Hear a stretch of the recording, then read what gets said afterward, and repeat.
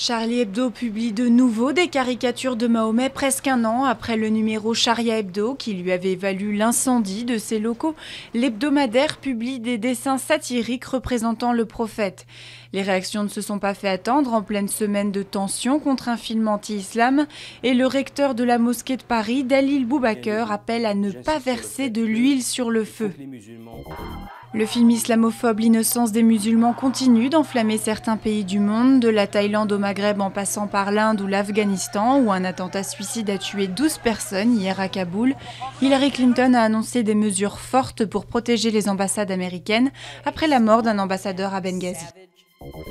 Aux États-Unis, le républicain Mitt Romney est dans une position délicate. Une vidéo volée le montre dissertant sur ces 47% d'électeurs qui se disent victimes, ceux qui ne payent pas d'impôts et qui pensent que le gouvernement doit s'occuper d'eux.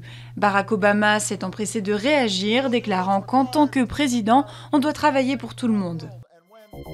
Les OGM dangereux pour la santé, c'est ce que semble affirmer une nouvelle étude. Elle montre que des rats nourris pendant 2 ans avec un maïs génétiquement modifié meurent plus jeunes et souffrent plus souvent de cancer que les autres. C'est la première fois qu'une analyse aussi approfondie teste l'impact des OGM et des pesticides sur le long terme. Intouchable, le film français le plus vu au monde est sélectionné aux Oscars. Le film, qui retrace l'amitié entre un millionnaire tétraplégique et un jeune de banlieue, concourra dans la catégorie du meilleur film étranger. Un an après le succès de The Artist, qui avait remporté 5 statuettes, François Cluzet et Omar Sy peuvent donc bien rêver un peu.